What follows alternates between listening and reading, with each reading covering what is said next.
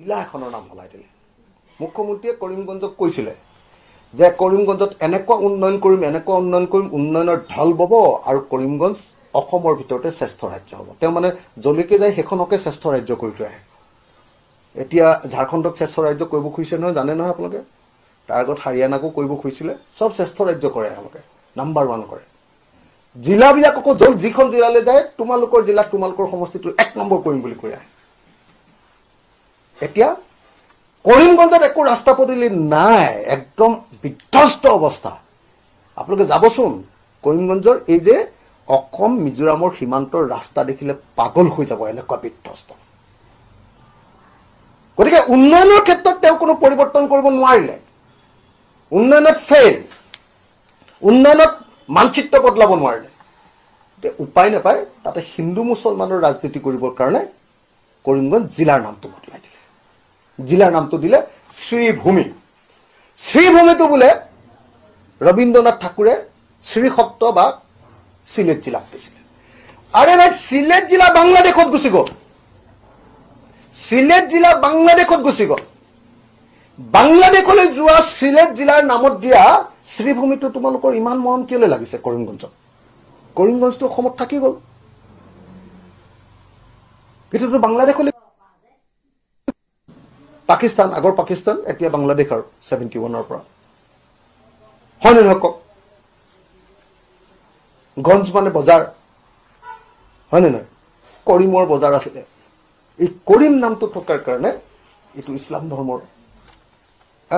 এই কৰিম নামটো থকাৰ কাৰণে তেওঁ মাথাটো গৰম হৈ গ'ল তেওঁ কি কৰিলে এটো আসলতে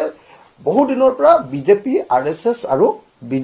আৰএছএছ আৰু হেৰিয়ে ডিমান্ড কৰি আছিল কৰিমগঞ্জত সাংঘাতিক ধৰণৰ এনেকুৱা হিন্দু মুছলমানৰ ৰাজনীতি কৰে নহয় তেওঁলোকে ডিমান্ড কৰি আছিল যে কৰিমগঞ্জ নামটো ঠাই শ্ৰীভূমি কৰিব লাগে আৰু আৰএছএছৰ কথা মতে বজৰং দলৰ কথা মতে তাৰ জনতাৰ লগত আলোচনা নকৰাকে হঠাতে এইটো কাম কৰিলে সেইকাৰণে যি সময়ত নাম পৰিৱৰ্তন কৰি তেওঁ এটা সেন্সেশন ক্ৰিয়েট কৰিব খুজিছে সেই কথাটো তাচ্ছিল্য কৰিবৰ কাৰণে সেই কথাটো মানে কি ক'ব সেই কথাটোক মানে তিৰ্যক মন্তব্য দিবৰ কাৰণে মই কৈছিলো যে নাই হিমন্ত বিশ্ব শৰ্মাৰ নামটো বদলাই দিম এনে নাম বদলোৱাটো খুব বেয়া কথা দেই ভাল কথা নহয় কাৰণ ময়ো নামটো বদলাবলৈ খোজাই নাই কিন্তু যেতিয়া এবাৰ কৈ দিলো মানুহে ক'ব যে আকৌ হিমন্ত বিশ্বৰ লগত বুজাবুজি কৰি নামটো দিয়া নাই নেকি বুলি ক'ব মানুহটো কম নহয় এই পৃথিৱীত আমাৰে চপদ নাম থাকে হয় নহয় সেইকাৰণেহে কৈছো দেই নহলে নকলোহেঁতেন নহলে হিমন্ত বিশ্বৰ নামটো মানে এনেকে নাম বদলোৱা কথাটো মই নিজে বিৰোধিতা কৰিছো গতিকে তেওঁৰো নাম মই বদলাব নালাগে এটো ভাল কাম নহয় চিভিলাইজ কাম নহয় কিন্তু যেহেতু এবাৰ মই কৈ দিলো কথাটো নহলে আপোনালোকে আকৌ ভুল বুজিব